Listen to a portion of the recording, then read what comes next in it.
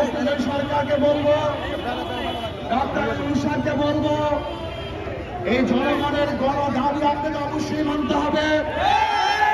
যদি জনগণের দাবি আপনি উপেক্ষা করেন, তাদের বাংলাদেশের জনগণ ঐক্যবদ্ধ ভাবে তাদের দাবি আদায়ের জন্য যেই পদক্ষেপ, যে কর্মসূচি পালনের দরকার হয়, তারা সেই পদক্ষেপ এবং সেই কর্মসূচি অবশ্যই পালন করবে।